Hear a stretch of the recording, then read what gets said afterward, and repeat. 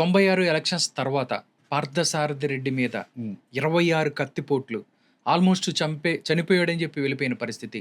నిజంగా వైఎస్ ఫ్యామిలీకి, పార్థసారథి ఫ్యామిలీకి ఎందుకంత అంటే రాజకీయంగా సంబంధించినయా? లేకపోతే వ్యక్తిగత ద్వేషాలున్నాయా? అంటే ఒక మనిషిని 26 కత్తిపోట్లతో నరికి చంపే పరిస్థితి ఎందుకొచ్చింది? దాంతో పాటు రాజారెడ్డి ఎవరైతే ఉన్నారో మర్డర్ కేసులో మీరు నిందితులుగా ఉన్నారు, జైలుకి కూడా వెళ్ళిన పరిస్థితి. నిజంగా రాజకీయం ఒక్కటే ఉందా? అంతకు మించి ఏమన్నా ఉందా మీ మీ ఫ్యామిలీస్ మధ్య? ఇప్పుడు వ్యక్తిగతంగా మాకు వాళ్ళకు ఎలాంటి ఘర్షణలు లేవు, సంఘర్షణలు లేవు. ఓకే. వాళ్ళ దౌర్జన్య విధానాలను వ్యతిరేకిస్తూ, హ్మ్. వాళ్ళ అరాచకాలను వ్యతిరేకిస్తూ పులివెందుల ప్రజలకు స్వేచ్ఛా స్వాతంత్రాలు కలిగియాలనే ఒక లక్ష్య సాధనలో భాగంగా హ్మ్. 1995లో మేము తెలుగుదేశం సపోర్ట్ చేశాం. ఓకే. ఆ క్రమంలో మాది వేముల మండలం. హ్మ్. వేముల మండలము జెడ్పీటీసీ గెలిచాం. వేంపల్లె మండలం సతీష్ రెడ్డిది. ఆయన వేంపల్లిలో జెడ్పీటీసీ మండలం గెలిచాం. హ్మ్. లింగాల మండలంలో జెడ్పీటీసీ గెలిపించాం. మేము పెట్టిందే 4 పోటీ. హ్మ్. తొండూరుకు పెట్టాం, తొండూరు ఓడిపోయాం బార్డర్లో. ఓకే. 3 జెడ్పీటీసీలు 2 గెలిచాం.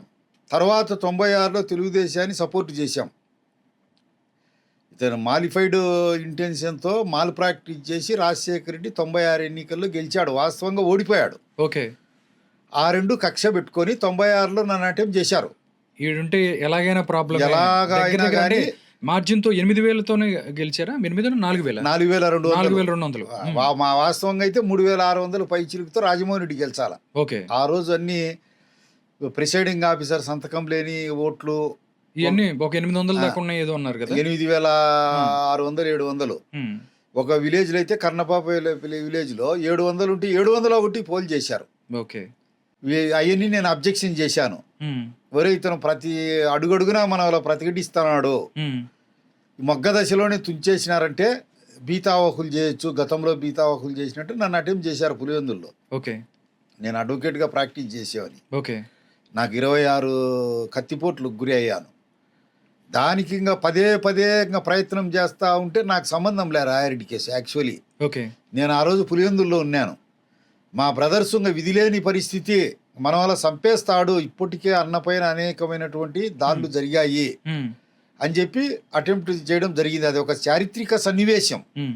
అదేంది పెత్తనం కోసం కానీ ఆస్తుల కోసం కానీ జరిగింది కాదు. ఆయన చంపబోతే మమ్మల్ని చంపుతారు అంతేనా? ఎస్, దానికోసమే. Struggle for existence. అంతే. అంతే. హ్మ్. దాని తర్వాత మా ఇండ్లన్నీ కూల్చేసినారు. మా గనులకు ఏజెంట్గా ఉండేవాళ్ళం. ఆ వేముల్లో వైట్ బెరైట్ ఉండేది, దానికి ఏజెంట్ మేము. హ్మ్. బల్లారులో అరగండో దగ్గర రెడ్ ఆక్సైడ్ ఐరన్ వరకు ఏజెంటు. హ్మ్. ఏజెంట్లన్నీ తొలగించాడు రాజశేఖర రెడ్డి సీఎం అయితానే. హ్మ్. మేము ఎన్నో గనులు పెట్టాం. ఆ గనులన్నీ వాళ్ళు ఆక్యుపై చేసుకున్నారు రాజశేఖర రెడ్డి వాళ్ళు. 12 లీజులు తెచ్చాను టిఫిన్ కంపెనీకి. ఓకే. మా ఇళ్ళన్నీ కూల్చేశాడు. మా వాళ్ళకు మా తమ్ముని కేసులో ముద్దాయిలుగా ఉండే ఈసీ ఎంగిరెడ్డి, భాస్కర్ రెడ్డి కేసు హైకోర్టులో కొట్టేయించి హ్మ్. వాళ్ళు ముద్దాయిలు. వాళ్ళ కేసులో మేము ముద్దాయిలుగా ఉండేటివన్నీ సంబంధం లేని వాళ్ళకు కూడా తగిలిచ్చినాడు 11 మందికి.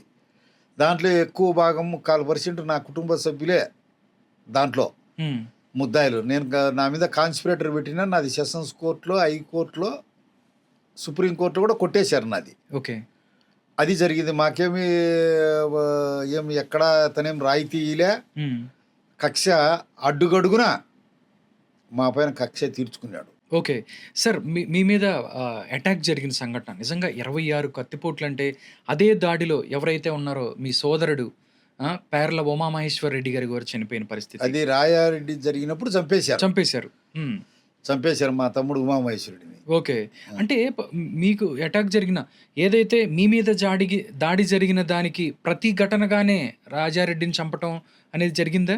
నిజంగా ఎందుకంటే మీరు విఘ్నులు, దాంతోపాటు మీతో మాట్లాడుతుంటే ఎవరో అంత జ్ఞానం ఉన్న ఆ టైంలో నిజంగా ఒక వ్యక్తిని చంపటం మేబీ మిమ్మల్ని మీ మీదకొచ్చారు, మిమ్మల్ని చంపడానికి ప్రయత్నించారు.